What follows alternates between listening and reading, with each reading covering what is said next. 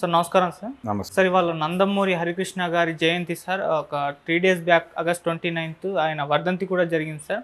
మరి ఈ జయంతి సందర్భంగా ఆయన సినీ అండ్ రాజకీయ ప్రస్థానాల గురించి మీరేం చెప్తారు సార్? అంటే ఈరోజు చాలామంది పుట్టినరోజులు ఉన్నాయి. అంటే హరికృష్ణ గారు, అలాగే పవన్ కళ్యాణ్ గారి బర్త్డే ఉంది. పవన్ కళ్యాణ్ బర్త్డేతో పాటు హర్నాథ్ గారి బర్త్డే కూడా. హర్నాథ్ అంటే సీనియర్ ఆర్టిస్ట్. ఓకే. హర్నాథ్తో పవన్ కళ్యాణ్కి ఒక లింక్ ఉంది. అదేంటంటే ఆయనకి గుర్తింపు తెచ్చినటువంటి 2 సినిమాలు నిర్మించింది హర్నాథ్ గారి అల్లుడు కొడుకు. ఏది పవన్ కళ్యాణ్కి గుర్తింపు తెచ్చినటువంటి గోకులంలో సీత, తొలి ప్రేమ అనే 2 చిత్రాలు నిర్మించింది హర్నాథ్ గారి అల్లుడు కొడుకు. అది లింకు. అలా వాళ్ళది ఒకే ప్రాంతం, పాలకొల్లు. ఆ ప్రాంతానికి చెందినవాడే హర్నాథ్ గారు కూడా. ఇలా పవన్ కళ్యాణ్ జీవితంలో హర్నాథ్ ప్రమేయము, అలాగే హర్నాథ్కి ఎన్టీ రామారావు గారి సీతారామ కళ్యాణంలో ఆయనకి రాముడి పాత్ర ఇవ్వటం, అలాగే హర్నాథ్ గారికి ఆయన సినిమాల్లో ఎదుగుదలకి చాలా పాత్రలు ఆయన రికమెండ్ చేశాడు రామారావు గారు. ఆయన రికమెండేషన్తో కొంత కెరియర్ బిల్డ్ అయింది అతనిది. తర్వాత తనే స్వయంగా చెడగొట్టుకున్నాడు, అది వేరే గొడవ.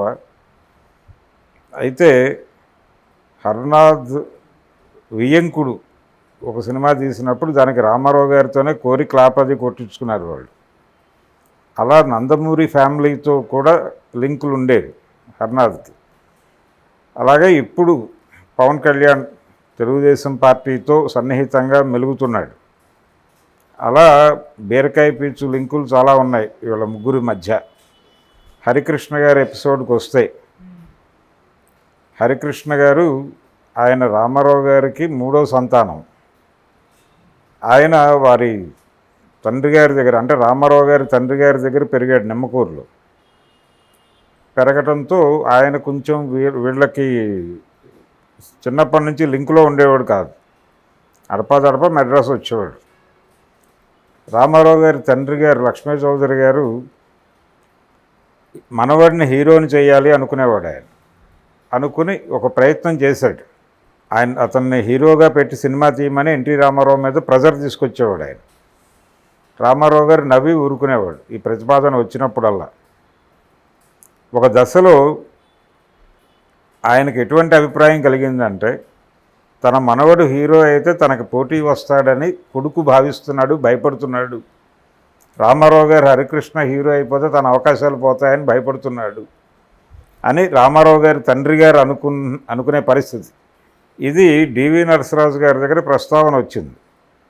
అది రాశాడు, ఆయన ఆటోబయోగ్రఫీలో రాసుకున్నాడు నరసరాజు గారు. అలాంటి సందర్భంలో ఇలా ఆలోచిస్తున్నారు మా తండ్రి గారు అని రామారావు గారే చెప్పారట ఆయన. ఇలా ఆలోచిస్తున్నాడు ఆయన మనవడు, అంటే హరికృష్ణ హీరో అయితే నాకు పోటీ అవుతాడని నేను భయపడి అతనితో సినిమా తీయటం లేదని ఆయన భావిస్తున్నాడు అని. నిజానికి అంతకు ముందే బాలనటుడిగా, కృష్ణుడిగా ఆయన కృష్ణావతారం సినిమాలో ఎంట్రీ ఇచ్చాడు హరికృష్ణ బాలనటుడిగా. ఆ కృష్ణావతారం ప్రొడ్యూసర్లు కనకమేడల దేవి వరప్రసాద్, దేవి పిక్చర్స్ అనే పేరుతో చిరంజీవి గారితో ఘరానమ్మగుడు ఆ సినిమాలు తీసిన దేవి వరప్రసాద్ గారి తండ్రి గారు తిరుపతి గారు ఆ సినిమాకు ప్రొడ్యూసర్, కృష్ణావతారం సినిమాకి. అందులో చిన్నప్పటి కృష్ణుడిగా హరికృష్ణ గారు కనిపిస్తాడు.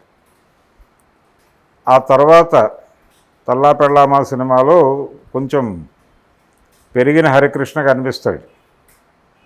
శాంతకుమారి గారి కాంబినేషన్లో అద్భుతమైన పాట ఉంటుంది. దాదాపు తాతమ్మ కల్లో బాలకృష్ణ గారు పోషించిన లాంటి పాత్రే అది కూడా. బాలకృష్ణ ఎంట్రీ ఇచ్చిన తర్వాత హరికృష్ణని, బాలకృష్ణని ఇద్దరిని పెట్టి రామ్ రహీమ్ అనే ఒక సినిమా తీశాడు బిఏ సుబ్బారావు గారు. బిఏ సుబ్బారావు గారు అంటే రామారావు గారిని పల్లెటూరు పిల్ల సినిమాలో మొదట నటించిన సినిమా మన దేశం, కానీ అందులో నెగిటివ్ షేడ్స్ ఉన్న క్యారెక్టర్లో నటించాడు ఆయన. ఆయన పూర్తి స్థాయి హీరోగా కనిపించినటువంటి సినిమా పల్లెటూరు పిల్ల. ఆ పల్లెటూరు పిల్ల సినిమా అయినటువంటి డైరెక్టరు, ప్రొడ్యూసరు ఆయన బిఏ సుబ్బారావు గారు. ఆయనే హరికృష్ణని, బాలకృష్ణని పెట్టి రామ్ రహీమ్ అనే సినిమా తీశాడు ఆ రోజుల్లో. అది ఒక మోస్తరుగా ఆడింది. అంటే ఈ పిల్లలిద్దరూ ఎలా ఉంటారో చూడాలి అనేటువంటి క్రేజ్తో జనాలు థియేటర్లకు వెళ్ళారు. రోజారమణి వీళ్ళకి చెల్లెలుగా నటించింది ఆ సినిమాలో. ఆ తర్వాత ఆయన కెరియర్ మీద పెద్దగా దృష్టి పెట్టలేదు హరికృష్ణ. అయితే హరికృష్ణతో సినిమా తీయాలి అనే కోరిక రామారావు గారి తండ్రి గారిలో ఉండి ఆయన నరసరాజు గారికి అడ్వాన్స్ ఇచ్చి ఒక కథ రాయించాడు, తనే నిర్మాతగా సినిమా తీద్దామని. అలా తమ్ముడు పెళ్ళి మామ భరతం అనే టైటిల్తో ఒక కథ రాశాడు ఆయన. అందులో రామారావు గారు కూడా నటించేటట్టు. అలా ఒక స్క్రిప్ట్ రాసిన తర్వాత ఆ స్క్రిప్ట్ తీసుకున్నది రామారావు గారు, రాయమని అడ్వాన్స్ ఇచ్చింది రామారావు గారి తండ్రి గారు. తీరా స్క్రిప్ట్ అయిపోయి ఇంటికి వెళ్ళేసరికి ఈయన ఉన్నాడట. ఏంటి విషయం అంటే చెప్పాడు ఈయన, ఇలా మీ తండ్రి గారు అడ్వాన్స్ ఇచ్చారండి, అది అయిపోయింది, పట్టుకొచ్చాను. అలా తీసుకుని ఆయన దానికి సంబంధించి బ్యాలెన్స్ అమౌంట్లు పే చేసేసి పంపించేశాడు. ఆ స్క్రిప్ట్ ఆయన టేబుల్లోనే ఉండేది ఆయన మరణించే వరకు. రామారావు గారు కన్ను మూసిన తర్వాత ఎన్ఐటి ఆఫీసు దాని తాలూకా ఆయన టేబుల్ అది వేకేట్ చేశారు. అప్పుడు వేకేట్ చేసినప్పుడు బాలకృష్ణ గారు మెడ్రాస్లో ఎన్ఐటి ఆఫీస్లో ఆయన టేబుల్లో ఉండేది అది, ఆ స్క్రిప్ట్. అది వేకేట్ చేసినప్పుడు అది పగలగొడితే దానిలో ఈ స్క్రిప్ట్ దొరికింది.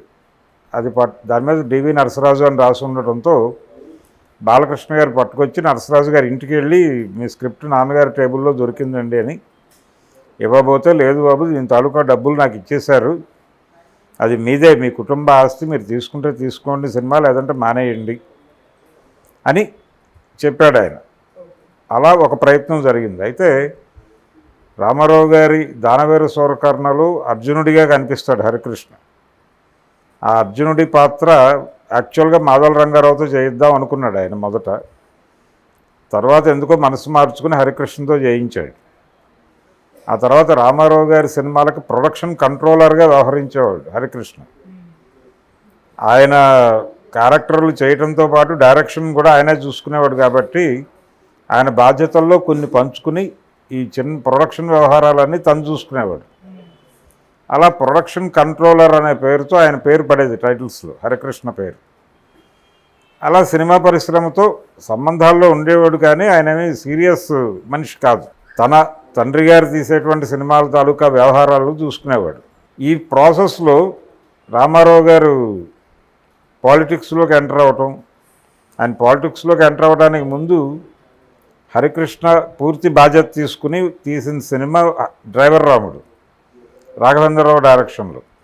రాఘవేంద్రరావు గారు మొదటిసారి వాళ్ళ బ్యానర్లో డైరెక్ట్ చేయటం, అది మంచి హిట్ అయింది సినిమా డ్రైవర్ రాముడు. ఆ తర్వాత నెమ్మదిగా ఒక 2-3 ఏళ్లలోనే ఈయన వితిన్ 2 ఇయర్సే పొలిటికల్ ఎంట్రీ ఇచ్చాడు.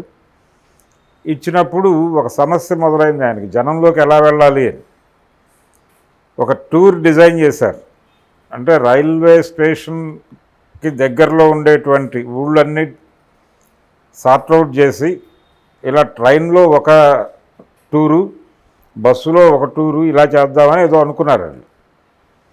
ఆ టైంలో రామారావు గారికి ఒక జ్ఞాపకం ఏంటంటే, ఆయన ఏవిఎం స్టూడియో అమ్మేసినప్పుడు అక్కడ ఎక్విప్మెంట్ అంతా కొన్నాడు తన స్టూడియో కోసం, రామకృష్ణ స్టూడియోస్ కోసం. Okay sir, thank you so much. Thank you.